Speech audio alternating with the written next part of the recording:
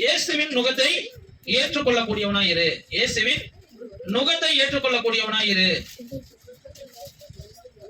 11, 21, 29 படிங்க. ஒரு காசுக்கு இல்ல 11. நான் சாந்தமும் மனத்தாழ்மையுமாய் இருக்கிறேன். என் நுகத்தை உங்கள் மேல் ஏற்றுக்கொண்டு என்னிடத்தில் கற்றுக்கொள்ளுங்கள். அப்பொழுது உங்கள் ஆத்துமாக்களுக்கு இளைப்பாறுதல் கிடைக்கும். இப்ப ரெண்டாவது இளைப்பாறுதல் எங்க கிடைக்குங்க? நம்ம வாழ்க்கையில நம்ம என்ன செய்யறோம்னா, நம்மளுடைய பாரத்தை தான் நம்ம மேல வச்சுக்கிறோம். ஐயோ இந்த கடன் வந்துருச்சு, இந்த கடனை எப்படி அடைக்கிறது ஒரு பாரம். பிள்ளைங்க பிறந்துட்டாங்களே, இந்த பிள்ளைங்களை எப்படி வளர்க்கறது ஒரு பாரம். அப்ப இதே மாதிரி உலகத்துல 1000 பாரம் எல்லாத்துக்கும் இருக்கு. இங்க இருக்கிற இத்தனை பிள்ளைங்களுக்கும் இத்தனை பேருக்கும் பாரம் என்ன இருக்குங்க? ஒவ்வொருத்தவங்களுக்கும் 10 பாரம், 100 பாரம் இருக்கு. இந்த சாலமோன் சின்ன பிள்ளையா இருக்கிறானே, மித்ரா சின்ன பிள்ளையா இருக்காங்களே, யோவான் சின்ன பிள்ளையா இருக்காங்களே, இவங்கள்ட்ட போய் கேளுங்க, அவங்களுக்கு ஒரு பாரம் இருக்கும். ஆனா எல்லாத்துக்கும் ஒரே பாரம் தான் இருக்கணும். என்ன பாரம்? இயேசுவின் நுகத்தை மட்டும்தான் நம்ம சுமக்கிறவர்களா இருக்கணும். மாடுக்கு அந்த நுகம் பூட்டப்படும். எதற்காக?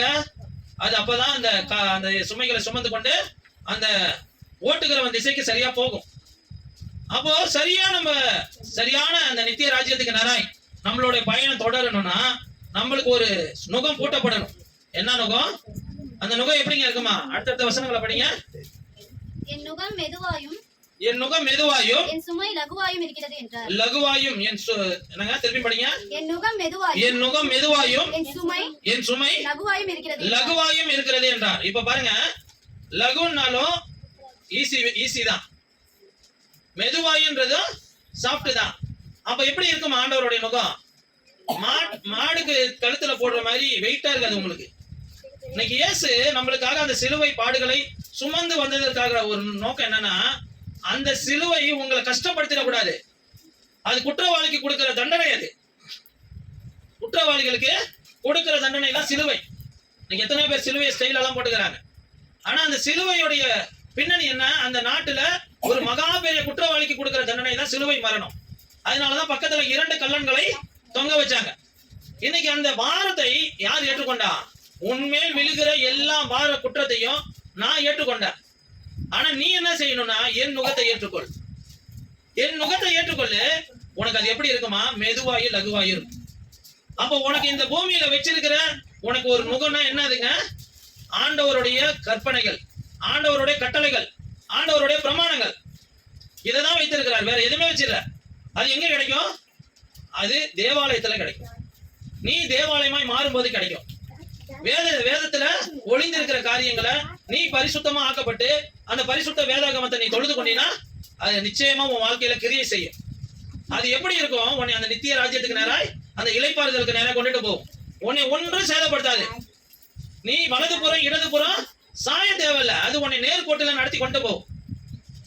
உபாகமம் 29:9 படிங்க. உபாகமம் 29:9 படிங்க.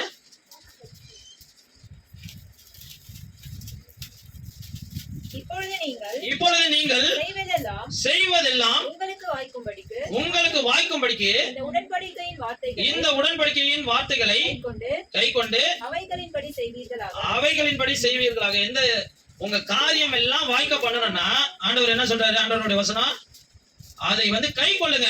எத? உடன்படிக்கையின் வார்த்தைகளை கை கொள்ளுங்க. உங்களோடு போடுகிற அக்ரிமெண்ட், ஆண்டவர் போடுகிற அக்ரிமெண்ட் என்ன? நீ பிரமாணங்களையும் அவருடைய கற்பனைகளையும் கட்டளைகளையும் கை கொள்ளு. நீ உன்னுடைய வார்த்தையின்படி கை கொண்டீனா உன் காரியம் வாய்க்கும். உன் காரியம் வாய்க்க பண்ண மாட்டேங்குதுன்னா காரணம் ஒண்ணுதான். அவருடைய வார்த்தையின்படி நம்ம வாழ ஒப்பு கொடுக்கல. அவருடைய வார்த்தையின்படி நான் நடக்க ஒப்பு கொடுக்கல. அவருடைய வார்த்தையின்படி நான் எல்லா காரியத்தையும் செய்ய ஒப்பு கொடுக்கல. இன்னைக்கு அந்த காரியத்தை தான் ஆண்டவர் எதிர்பார்க்கிறார். இன்னைக்கு உங்களுக்கும் எனக்கும் ஆண்டவர் வச்சிருக்கிற ஒரு பெரிய காரியத்தை என்ன சொல்றாருன்னா, எஜமான் வரும்போது ஆண்டவர் நிறைய கடமைகளை வச்சிருக்கிறார் இந்த பூமியில. அந்த கடமைகளை நீங்க சரியா நிறைவேற்றணும்.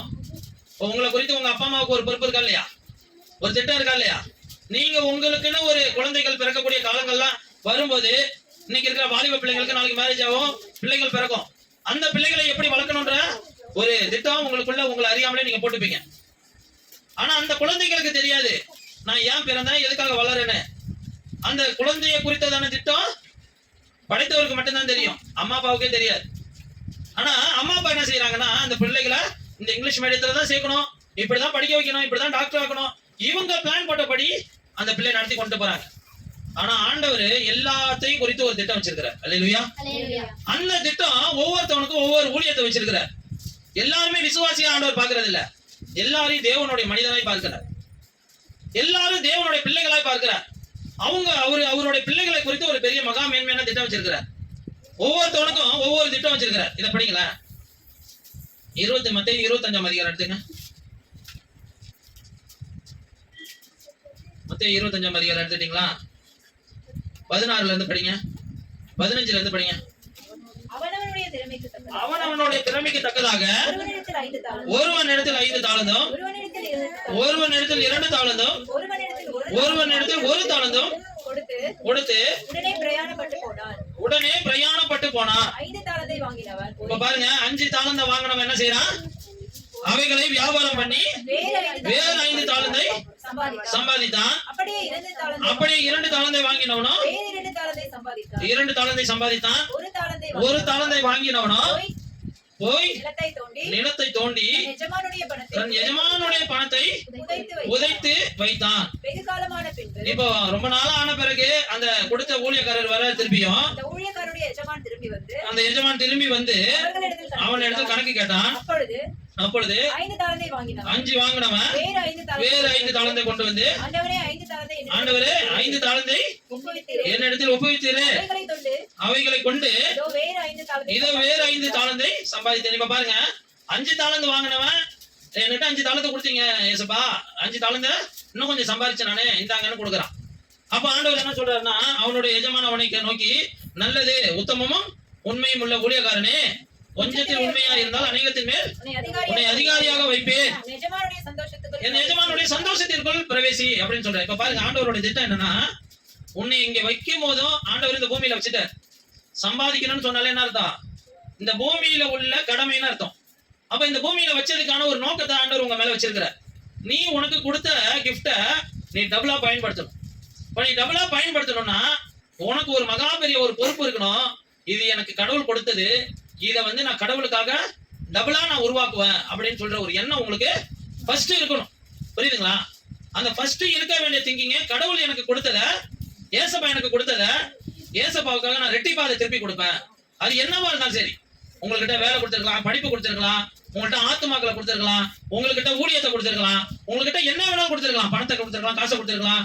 உங்ககிட்ட என்ன மேன்மையை கொடுத்தாரோ அந்த மேன்மையை டபுள் ஆகும். அல்லேலூயா.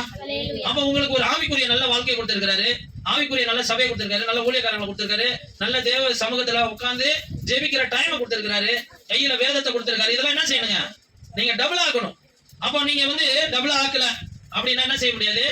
இந்த பூமியில அநேகத்தின் மேல் உங்களை அதிகாரியா ஆண்டவரால வைக்க முடியாது. அப்ப டபுள் ஆக்குறவனை என்ன செய்வாரு? இந்த பூமியில அதிகாரியா வைப்பார். எது மேல? அநேகத்தின் மேல். அவன் ஒரு காரியம் தான் செஞ்சான், அவனை அநேகத்தின் மேலே அதிகாரியா வைக்கிறது தேவ திட்டம். 2வது தேவ திட்டம் என்னன்னா, அவனை என் எஜமானுடைய சந்தோஷத்திற்குள் பிரவேசி அப்படின்னா நித்திய பேரின்ப மகிமையை நீ இந்த பூமியிலேயே அனுபவிப்ப. அப்ப நித்தியத்தை நோக்கி போகிறவன் நித்திய சந்தோஷத்தை அனுபவிப்பான் அந்த பூமியில. அப்ப இந்த பூமி எதற்காக விடப்பட்டிருக்குன்னா, அது அழிந்து போகிற காரியத்துக்கு தான் விடப்பட்டிருக்கு. ஒரு நாள் இயேசு வரும்போது இந்த பூமி வெந்து அழியன்னு போட்டிருக்கு. இந்த வானம் எப்படியே ஒரு பாயை போல சுருட்டி அந்த தூக்கி போட்டுருவார். ஒரு புதிய வானத்தை உண்டாக்குவார், புதிய பூமியை உண்டாக்குவார். அது தேவனால் கூடும். ஏன்னா எல்லாத்தையும் உருவாக்குனவரால் அது செய்ய முடியல. ஆனா நீங்க இந்த பூமியை நோக்கி, பூமியின் ஆசீர்வாதங்களை நோக்கி பயணிக்கவே கூடாது. அதற்கு பதிலா எதை நோக்கி பயணிக்கணும்? நம்ம நித்தியத்துக்குரிய சம்பாத்தனை நோக்கி பயணிக்கணும். ஆண்டவருக்கு எதுங்க பிரியம்? அந்த பூமியில நீ ஜெபிக்கிறது பிரியப்படுவார், நீ ஆராதிக்கிறது பிரியப்படுவார், நீ வேதம் படிக்கிறதுல பிரியப்படுவார், வேதத்தை தியானிக்கிறதுல பிரியப்படுவார், ஆலயத்துக்கு துரிதமாய் வரதுல துரிதப்படுவார், ஆலயத்தை முக்கியப்படுத்துறதுல துரிதப்படுவார், ஊழியக்காரனை கனப்படுத்துறதுல பிரியப்படுவார், எல்லாருக்கும் ஸ்தோத்திரம் பண்ணி முந்திக் கொள்ளுகிறதுல பிரியப்படுவார், கர்த்தர் ஏழைகளுக்கு உதவி செய்யறதுல பிரியப்படுவார், உத்தம விதவைகளுக்கு நீ உதவி செய்யறதுல பிரியப்படுவார். நீ இப்படியே வருஷலாம் நீ அப்படியே போய்கிட்டு இருந்தா ஆண்டவர் பிரியப்படுகிற காரியம் என்னன்னு தெரியும். புரியுதுங்களா? அப்போ நீ ஆண்டவரை பிரியப்படுத்துகிற ஒரு ரெட்டிப்பான ஒரு மனுஷனாய் மாறும். நீங்க இந்த உலகத்துல உலக வாழ்க்கையே நோக்கி பயணிச்சுக்கிட்டு இருந்தீங்கன்னா நீ செய்யறத முந்தின ஒருத்தன் செஞ்சிருக்கிறான். நீ செஞ்சுட்டு போனதை உன் உடம்பு பலன் குறுகி போயிடுச்சுன்னா உன்னை விட தாண்டி ஒருத்தன் முன்னாடி ஒருத்தன் செய்வான் இல்ல? நான் இன்னைக்கு சம்பாரிச்சு ஒரு 10 வீடு கட்டினேன்னா இன்னும் ஒருத்தவன் அதோட சம்பாரிச்சு என் பிள்ளை 20 வீடு கட்டுவான். அதுல என்ன பெரிய சாதனை? நான் என்ன பெரிய வரலாறு படிச்சுட்டேன்? பணக்காரன் எவ்வளவு பெரிய கோடீஸ்வரனா இருந்தாலும் 3 வேளை தான் சாப்பிடுவான். அதிகபட்சமா 4 வேளை 5 வேலை வச்சுங்க. வயிறு ஃபுல்லா வர வரைக்கும் தானே சாப்பிடுவான். ஏழையும் அப்படி தானே சாப்பிடுவான் வயிறு ஃபுல்லா வர வரைக்கும். அவனுக்கு வித்தியாசம் என்ன? அவனும் இறந்த பிறகு அதே குழியில தானே போட போறான். அவன் பெரிய தங்க தொட்டியில வச்சாலும் அவன் மண்ணோட மண்ணை மக்கி தான் போறான். ஏழையும் அப்படித்தானே மக்கி போறான். பிச்சைக்காரன் அப்படித்தானே மக்கி போறான். இதுல என்ன வித்தியாசம்? இதுக்கு எதுக்கு போராட்டம்? எதை நோக்கி நம்ம பயணிக்கிறோம்? அப்போ நம்ம தேவையானது எல்லாமே கொடுப்பாரு.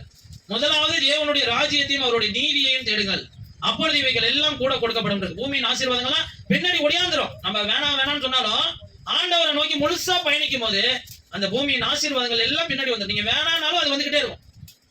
அப்ப நம்ம நித்தியத்துக்குரியதை மட்டும்தான் நம்ம யோசிக்கணும். இந்த பூமியில என்னை தெரிந்து கொண்ட நோக்கம் என்ன ஆண்டவரே? அதை நோக்கி நான் பயணிக்கிறேன் ஆண்டவரே. இப்ப இவங்க பாருங்க, இந்த 1 தாளந்து வாங்கினவன் 2 தாளந்து 5 தாளந்து வாங்கினவன் 5 சம்பாதிச்சான். 2 தாளந்து வாங்கினவன் 2 சம்பாதிச்சு கொடுத்தான். அவனையும் ஆண்டவர் மெச்சுக்கிட்டாரு. நீ சந்தோஷத்துக்குள்ள வாடா, உன்னை அதிகாரியா ஆக்குவேன் அப்படின்லாம் சொல்லிட்டாரு.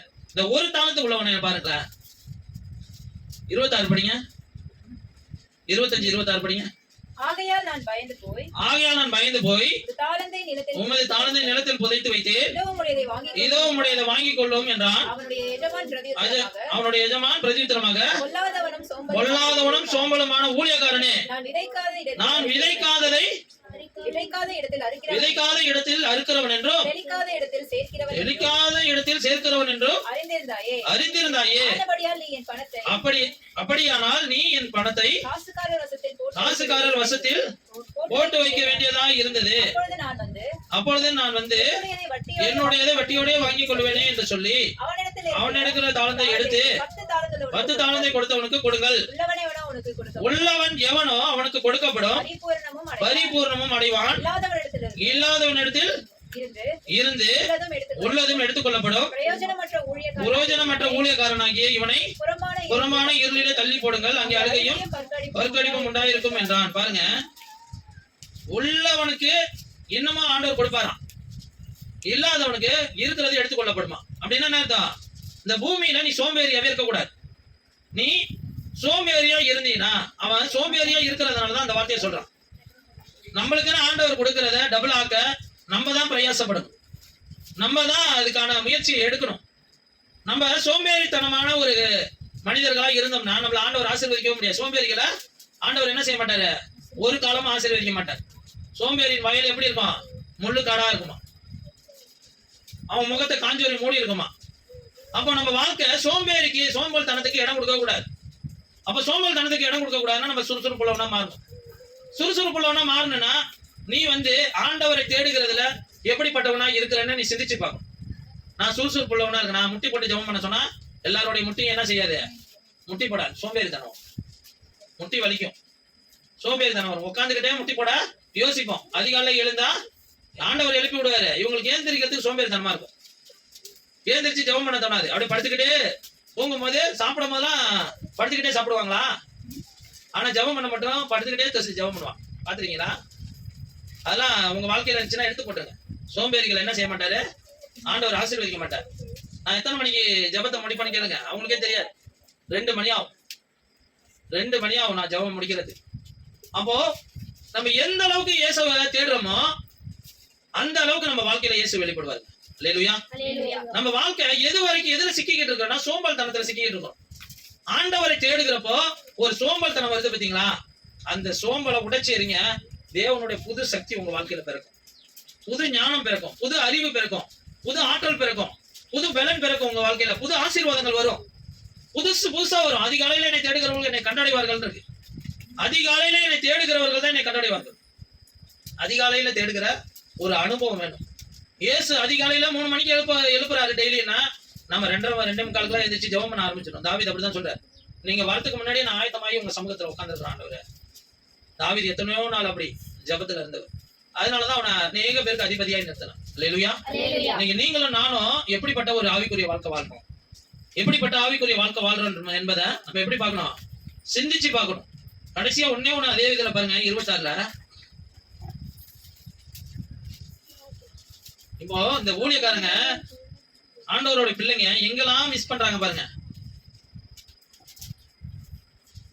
35வது வசனம் படிங்க. 25 35.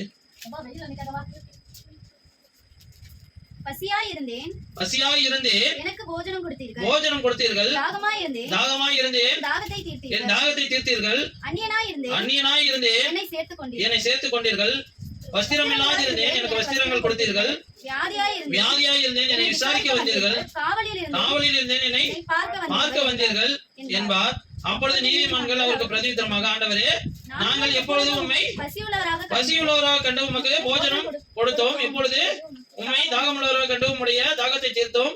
எப்பொழுது உம்மை அந்நியராக கண்டு உம்மை சேர்த்துக் கொண்டோம்? எப்பொழுது உம்மை வஸ்திரம் இல்லாதவராக கண்டு உமக்கு வஸ்திரம் கொடுத்தோம்?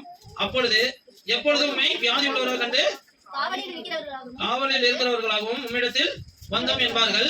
அதற்கு ராஜா பிரதியுத்தரமாக, மிகவும் சிறியவராகிய என் சகோதரரான இவர்களில் ஒருவனுக்கு நீங்கள் எதை செய்தீர்களோ அதை எனக்கே செய்தீர்கள் என்று மெய்யாகவே உங்களுக்கு சொல்லுகிறேன் என்பார்.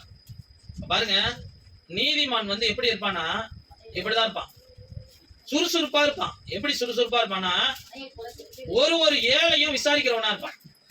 நைட்டு நான் என்னுடைய தொழில் அந்த ஸ்டாண்ட் இருக்கிற பகுதியில நிக்கிறேன். கேன்சர் பேஷண்ட் ஒரு ஐயா, நல்லாத்தூர்னா காரைக்கால் பார்டர்னு வச்சுங்களேன். அங்க இருந்து வந்தாலே என்ன செய்வாங்கன்னா குடிச்சிட்டு தான் வருவாங்க. அவர் ஒரு பஸ்ல இருந்து இறங்கி என்னை நோக்கி பார்த்து அழுவுற. என்னங்க யாருன்னா, குடிச்சிட்டு தானே அழுவுறாரு நினைச்சுக்கிட்டு, என்னங்க யாருன்னா, என்னுடைய பணத்தை அந்த கண்டக்டர் வாங்கிக்கிட்டு தரமாட்டேங்கிறாரு. டிக்கெட்டை எடுத்து காமிச்சு 20 ரூபா டிக்கெட் எடுத்துருக்கேன், 500 ரூபா வாங்கிட்டு சில்லறை தரமாட்டாரு. பேச முடியாம பேசுற, அழுவுற, கண்ணீர் விட்டு. சரி, ஒரு குடிச்சிட்டு சும்மா போதையில அழுவுற நினைச்சிட்டு, ஐயா போலீஸ் இருக்காங்க பாருங்க ஐயா அப்படின்னா. இல்லப்பா, நீங்க குடிச்சிருக்கீங்களா ஐயா அப்படின்னு கேட்டேன். நல்லாத்தூர்ல இருந்து வந்தா குடிச்சதா அர்த்தமாப்பா? இல்லப்பா, எனக்கு கேன்சர்ப்பா அப்படின்னு சொல்றாரு. இந்த இடத்துல கோல் போட்டிருக்கு, ஓட்டை போட்டுட்டு அவரால் பேசவே முடியாது. அந்த இடத்துல இந்த இடத்துல கரெக்டா ஓட்டை போட்டிருக்கு. அதுல இருந்து கஷ்டப்பட்டு பேசல. கேன்சர் நோயால நான் பாதிக்கப்பட்டவன், என்கிட்ட இருந்து மொத்த பணத்தையும் அவன் புடிங்கிட்டான் அப்படின்னு சொல்லி அழுவுற. பஸ்ஸையும் எடுத்துட்டான், பஸ்ஸையும் மூவ் பண்ணிட்டான். அவர் இறங்கின பஸ்ஸையும். சரி, நம்மளால போய் கேட்க முடியாது, கேட்கக்கூடிய சூழ்நிலையே இல்லை. போலீஸ் தான் நிற்கிறாங்க, போய் சொல்லுங்கய்யா அப்படின்னு. போலீஸுக்கிட்ட போய் சொன்னார். அப்போ போலீஸுக்கிட்ட போய் சொல்லும் போது, அப்போ அவருக்கு ஒரு 20 ரூபா கொடுக்கலான்ட்டு என்கிட்ட 10 ரூபா தான் இருந்துச்சு. பாக்கி 2 100 ரூபா இருந்துச்சு. என் பாக்கெட்லயே 2 100 ரூபாவும் ஒரு 10 ரூபா இருந்துச்சு. அவர் கும்பகோணம் போறன்னு வேற சொன்னார். சரி, அவருக்கு பொய் சொல்லல, அவர் உண்மையதான் சொன்னாரு அப்படின்னு சொல்லிட்டு என்கிட்ட இருக்க 10 ரூபா வாங்கிட்டு பக்கத்துல இன்னொருத்தர் இருந்தாரு. ஒரு 10 ரூபா கொடுங்க ஆமா அப்படின்னு சொல்லிட்டு ஒருத்தர் வாங்கிக்கிட்டு இவருக்கு 20 ரூபா கொடுக்கலான்ட்டு இருக்கும்போது டக்குன்னு இந்த வார்த்தை ஞாபகம் வருது. அதனாலதான் இதை சொல்லி முடிக்க பாக்க. அப்போ இந்த வார்த்தை ஞாபகம் வருது. வியாதி உள்ளவராக இருந்த என்னை விசாரிக்க வந்தீர்கள், வஸ்திரம் இல்லாத இருந்த எனக்கு வஸ்திரம் கொடுக்க வந்தீர்கள் அப்படின்னு சொல்றாருல. நீதிமான்கள் எதை செய்யணுமோ அதை செய்யணும். சுறுசுறுப்பா எந்த இடத்துல இருக்கணுமோ அந்த இடத்துல சுறுசுறுப்பா இருக்கும்.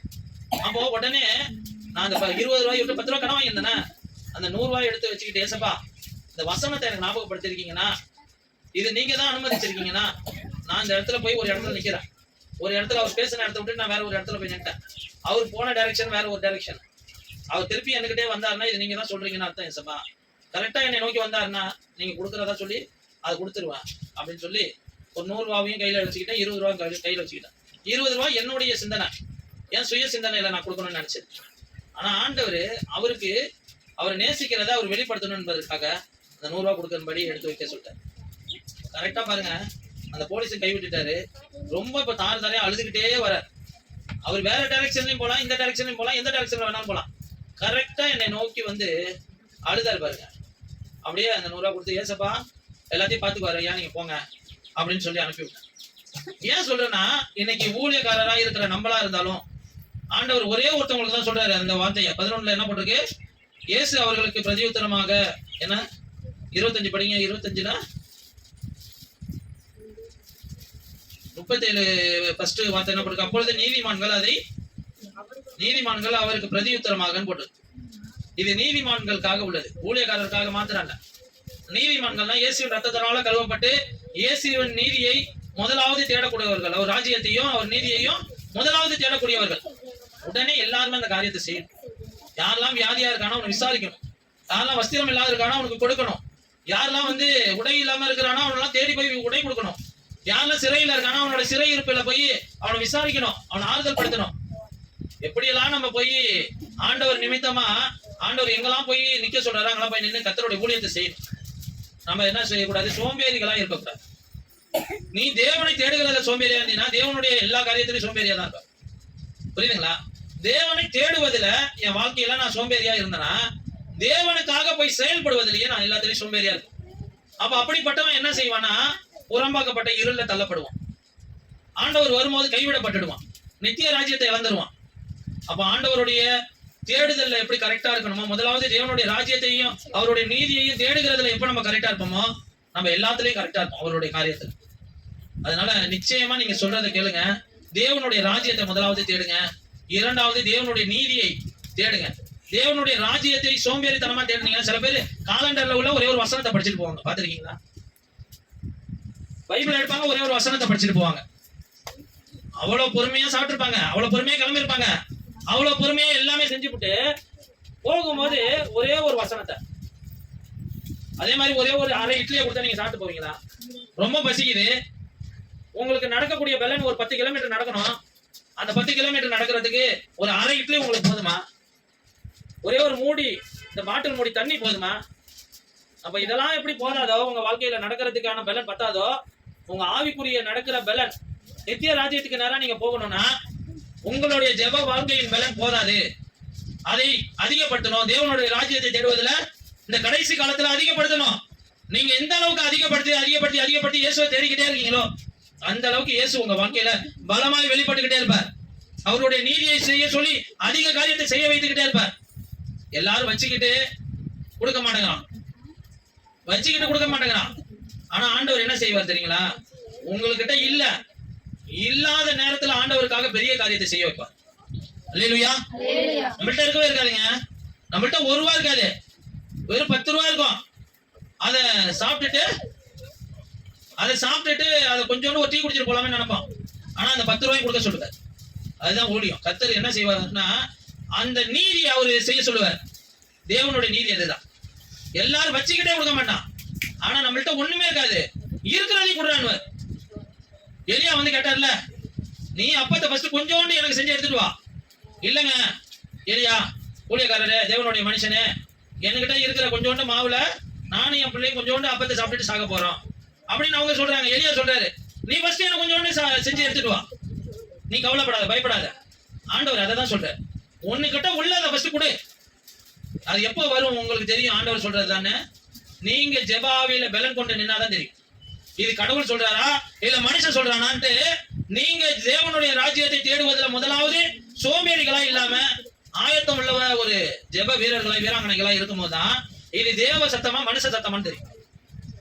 மனித சத்தம் என்ன செய்யாதுங்க, உங்களை குழப்பத்தை உண்டு பண்ணும். நல்லா புரிஞ்சுங்க. மனித சத்தம், பிசாசின் சத்தம் குழப்பத்தை உண்டு பண்ணும். தேவனுடைய சத்தம் உங்களை தெளிவை உண்டு பண்ணும். அல்லேலூயா. மனித சத்தமோ பிசாசு சத்தமோ என்ன செய்யுங்க, இது சுயமா இது பிசாசு சத்தமா அப்படின்னு இது தேவ சத்தமான நீங்க எப்படி புரிஞ்சுக்கொள்ளலாம்னா, ஆண்டவர் செய்தா குழப்பவே மாட்டார். ஆண்டவர் திட்டமா தீர்மானமா போவார், சொல்லுவார். போனா அதுக்கு மீறி பேசவே மாட்டார். எலியாவை பார்த்து கேட்டார், அவன் கெபிக்குள்ள இருக்கிறான். எலியாவே உனக்கு இங்க என்ன வேலை இருக்கு கேட்டாரா இல்லையா? மோசையை பார்த்து சொன்னார், நீ என்னிடத்துல ஏறி வா. கற்பலகைகளை முடைச்சு போட்டுட்டான். நீ 2 பலகைகளை இழைச்சி கொண்டுட்டு வா, உன் கையால இழைச்சி கொண்டுட்டு வா. கண்ணாமண்ணெல்லாம் பேச மாட்டார், தெளிவா பேசுவார். நீ என்ன செய்யணுமோ, நீ என்ன சொல்லணுமோ அதை திட்டமா தெளிவா பேசுவார். அதான் கர்த்தர். இயேசு பவுலை அழைக்கும் போது அனனியாட்ட சொல்ற, நீ எழுந்து போய் அவனுக்கு ஜெபம் பண்ணு அப்படின்ற. அவன் எனக்காக நிறைய பாடுகள் அனுபவிக்க வேண்டியது இருக்கு, எனக்காக ஊழியம் செய்ய வேண்டியது இருக்கு போன்ற. அவன் 1000 கேள்வி கேட்கிறான். அவன் ஜனங்களை துன்பப்படுத்தினவனாச்சே, தேவனுடைய பிரியம் இல்லாம உங்களுக்கு விரோதமா செயல்பட்டவனாச்சே, நீ எழுந்து போய் ஜெபம் பண்ணு போ. நீ தேவையில்லாமலாம் பேசக்கூடாது. ஆண்டவர் பேசுனா ஷார்ட்டா பேசுவார், புரியும்படி பேசுவார், தெளிவா பேசுவார், தெளிவா நடத்துவார், குழப்ப மாட்டார். நீங்க குழம்புறீங்கன்னாலே அதுல மாமிசமும் பிசாசு கலந்துருக்காரு. புரியுதுங்களா? குழம்பவே கூடாதுங்க. நேற்று 100 ரூபா நான் கொடுத்ததான் சொன்னேன். ஆண்டவர் அடுத்தது ஒரு ஆசீர்வாதத்தை கொடுக்குறார். போ 800 ரூபாய் சவாரி போ அப்படின்னு. அடுத்தவரே ஏன் இதெல்லாம் சொல்றேன்னா, ஆண்டவர் வெறும் 100 ரூபாய் கொடுக்க வச்சு 800 ரூபாய் ஆசீர்வதிக்கிறது சாதாரண காரியமா? என் கையில அதுக்கு முன்னாடி வரைக்கும் 100 ரூபா தான். அது 100 ரூபாய் போனிச்சு, கையில 800 ரூபாய் வரும் நான் எதிர்பார்த்தேன்னா? ஆண்டவர் செய்ய வேண்டியதை ஆண்டவர் செய்வார். ஆனா நீங்களும் நானும் செய்ய வேண்டியதை 100% நம்ம செய்யும். அப்ப அந்த பலன் எப்போ வரும்னா, தேவனுடைய சமூகத்துல உட்கார்ந்து அந்த ஜெப பலன் பெற்றாதான் ஆண்டவருக்குள்ள எப்படி நடக்கிறன்ற அந்த அறிவு நம்மளுக்கு தெரியும். அந்த ஞானம் வரும், அந்த புத்தி வரும். இன்னைக்கு நீங்க செய்ய வேண்டியதை செய்யுங்க. முதலாவது தேவனுடைய ராஜ்யத்தை தேடுங்க. முதலாவது இயேசுவின் இடத்துல வாங்க. முதலாவது இயேசுவின் இடத்துல சாந்தத்தோட மனத்தாழ்மையோடு வாங்க. முதலாவது நீங்க தேவனை தேட வேண்டிய விதத்துல சோம்பேறிகளா இல்லாம முழங்கால் படியிட்டு தேடுங்க. முழங்கால் படியிட்டு தேடுங்க. முழங்காலை முடக்குங்க. ஃபர்ஸ்ட் வசனத்தை சும்மா காலண்டர்ல போட்டிருக்கு, அதுல போட்டிருக்கு, இதுல போட்டிருக்கு ஒரு வசனத்தை படிக்காதீங்க. ஆண்டவரை துக்கப்படுத்துகிற வேலைகளை செய்யாதீங்க. ஒரு சின்னதா பிஸ்கட் சாப்பிடுறோம்னா அந்த ஒரே ஒரு பிஸ்கட்ல வயிறு நிரம்பிடுமா என்ன? அது மாதிரிதான் அந்த வசனம் எல்லாம். ஒரு பிஸ்கட் அரை பிஸ்கட் தின்றதுக்கு சமந்தான். அதை போய் நீங்க சாப்பிட்டுட்டு போனீங்கன்னா உங்க வாழ்க்கையில உங்க உலக வாழ்க்கையை நீங்க ஜெயிக்க முடியாது. அவர் உலகத்தை ஜெயித்தவர், மரணத்தை ஜெயித்தவர், சரீரத்துல உள்ள எல்லா பாடுகளையும் ஜெயித்தவர், உலக எல்லா உபத்திரவத்திலிருந்து கடந்து ஜெயித்தவர்.